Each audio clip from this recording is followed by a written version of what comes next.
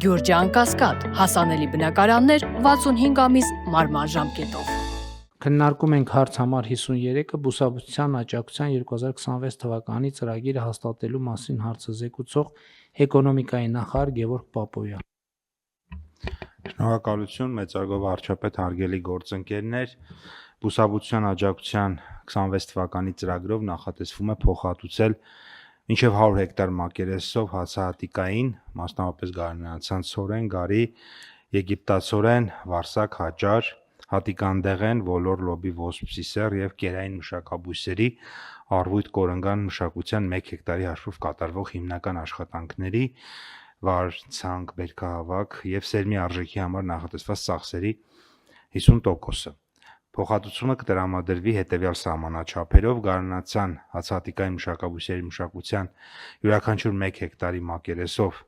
70,000 դրամ, այսինքն համարվում է, որ 140,000 դրամ ծախս պետք է արվի, 70-ը վճարում ենք։ Եգիպտացորենի դեպքում ամեն հեկտարի համար 85,000, հատիկանդեղենի դեպքում ամեն հեկտարը 100,000 եւ բազմամյա խոտաբույսերի, այսինքն առվույթ եւ կորնգանի դեպքում ամեն հեկտարը 110,000 դրամ։ Նախագծի իրականացման արդյունքում ակնկալում ենք մինչև 27,000 հեկտար հավաստագրված սերմերով ցանքերի իրականացում, որը կնպաստի ֆերմերային եկամուտների ավելացմանը, որպես վիճակագրություն պարզապես նշեմ, որ բուսաբուծության աջակցության 25 թվականի ծրագրի շրջանակում 5,200 շահառուներ են ունեցել, այս տարի ակնկալում ենք մինչև 5,700-6,000 շահառու եւ իրենց կողմից իրականացվել է 24,000 հեկտար մակերեսով գարնանացանի ցանք հավաստագրված սերմերով, այն պարագայում, երբ որ 24 թվականին դա 19,200 է եղել, այսինքն մենք այստեղ ունեցել ենք 25% աճ, 25-ին 24-ի նկատմամբ եւ ակնկալում ենք նվազագույնը 10 եւ 10%, կարծում ենք շատ ավելի բարձր տոկոս աճ կունենանք այս ծրագրի արդյունքում արդեն 25-ի նկատմամբ, պարոն վարչապետ։ Շատ լավ, պարոն Պապոյան, ասենք թե ես մի հեկտար կամ 5 հեկտար հող ունեմ, ինչ եմ անելու ես եւ ինչով եմ կյանքը թեթևացնելու, ցորեն եմ ուզում ցանեմ կամ չգիտեմ, այդ բույսերից մեկն եմ ուզում ցանեմ, այս պայից սկսած ինչա տեղի ունենում իմ կյանքում։ Շնորհակալություն, պարոն վարչապետ։ Այս պայից սկսած, քանի որ ես նախապես հայտարարել եմ եւ քաղաքացիները գիտեին, արդեն իսկ պատրաստված են, հիմա գնանք։ Լավ, հիմա ենթադրենք այս պայից, լավ, կամ ձեր հայտարարությունից սկսած, ինչա տեղի ունենում մարդկանց։ Գնում են համայնք եւ համայնքին ասում են, որ իրենք պատրաստվում են օրինակ 5 հեկտար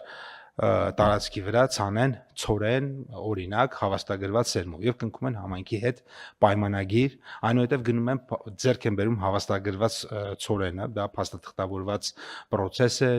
լաբորատոր փորձաքննություններով անցած եւ իրականացնում են իրենց ցանքը իրենց միջոցներով։ Հնձելուց այդտեղ մենք ո՞նց ենք համոզվում, որ ցանածը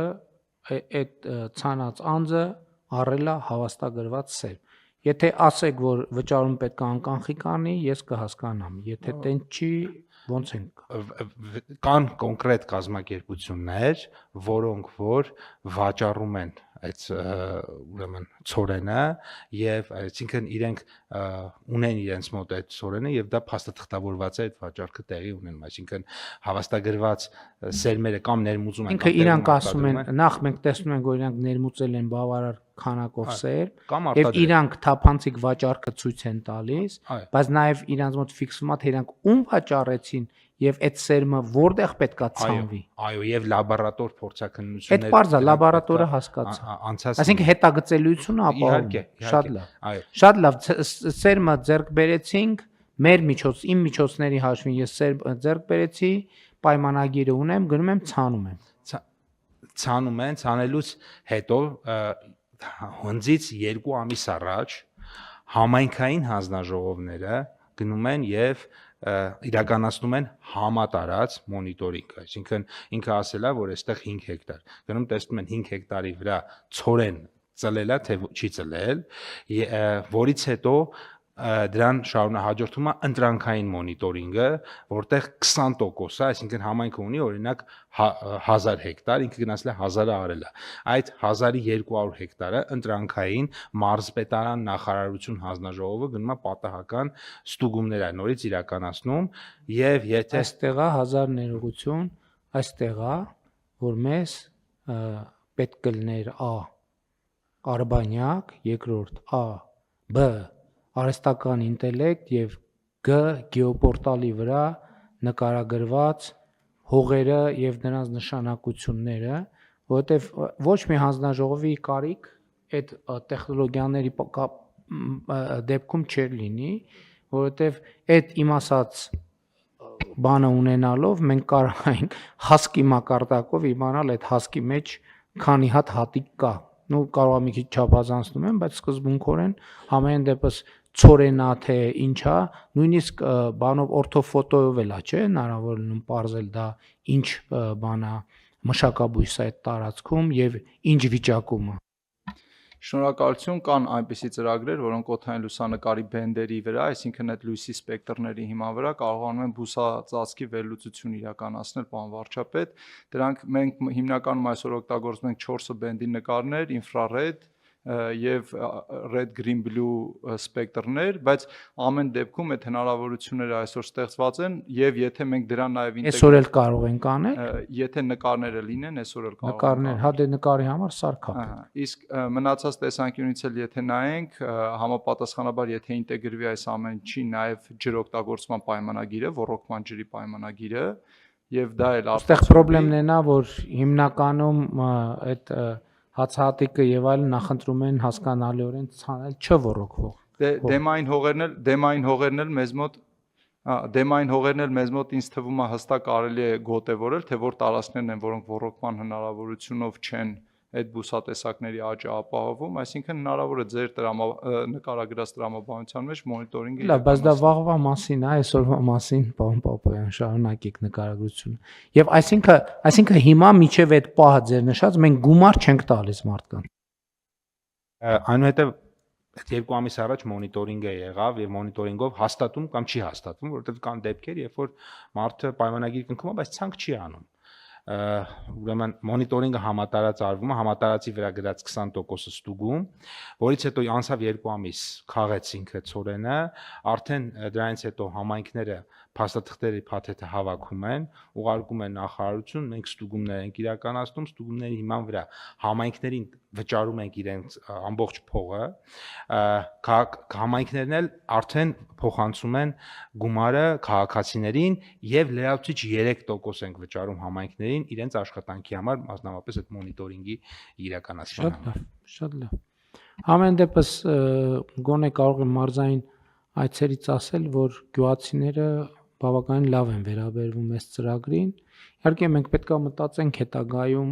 ծրագրերը գյուղատնտեսության ոլորտին իհարկե կանդրադառնանք մեր ռազմավարությունների հետ, բայց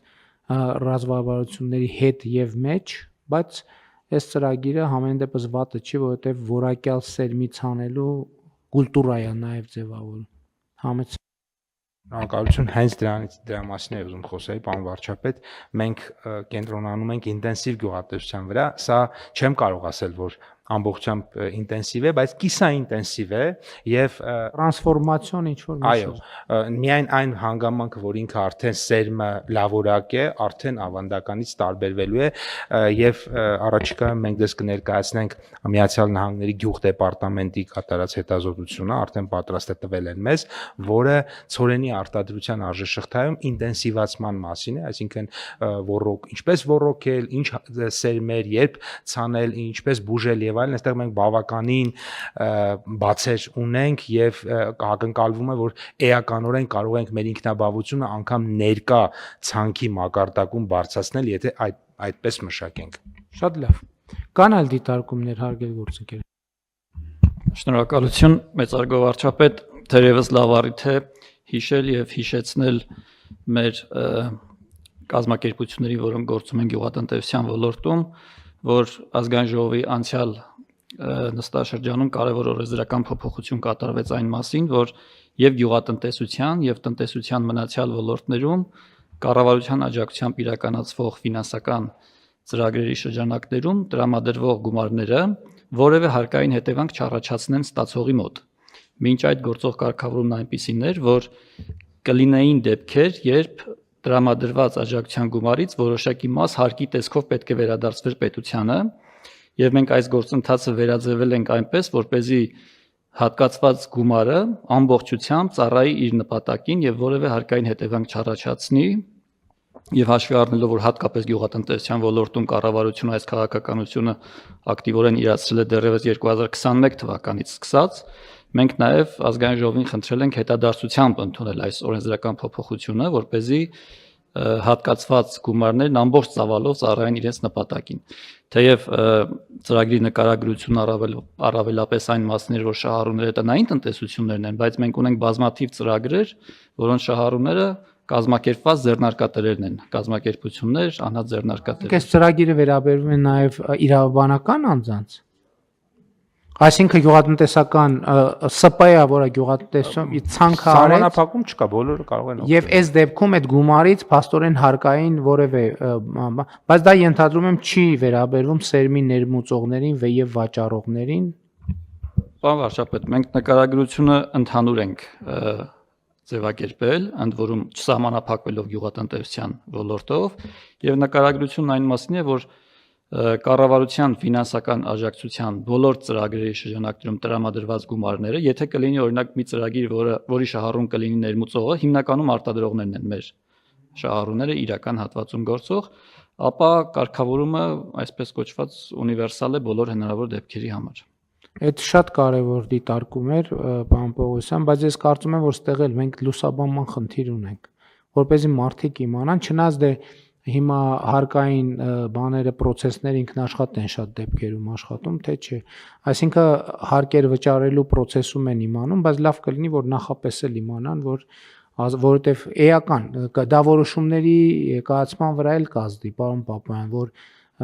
իրավաբանական անձինք իմանան, որ արդյունքում ստացած փոխհատուցման գումարները հարկ չեն գեներացնելու, օրինակ դա կարա իրենց որոշման վրա էական ազդեցություն ունենա։ Պարոն Պողոսյան, կխնդրեմ, որ պարոն Պապայան համատեղ ինչ որ ձևով ավելի ակտիվ կոմունիկացնեք, թե ինչի մասին է խոսքը, որովհետև տվյալ դեպքում խոսքը ոչ միայն գյուղատնտեսության ոլորտի եւ այս ծրագրի, այլև ընդհանուր առմամբ աջակցության ծրագրերի մասին է։ Համեցեք, պարոն Հակոբ։ Վարչապետ, մենք իրականում անցած տարվանից մի հատ տենց պրակտիկա ենք սկսել, որ բոլոր փոփոխությունները հատկապես հարկային օրենսգրքի շատ թիրախային ձևով ծանուցում ենք, այսինքն ես էլ կարող ենք գյուղատնտեսության ոլորտի սուբյեկտներին իրենց համապատասխան անձնական էջերում շատ մանրամասն նույնիսկ ավելի ենք զարգացել, օրինակներ են գրում, որ իրենց համար ավելի պարզ լինի պրակտիկայում ինչպես կիրառեն այդ կարգավորումները։ Այո, բայց քանի որ կարգավորումը միայն գյուղատնտեսության մասին չի,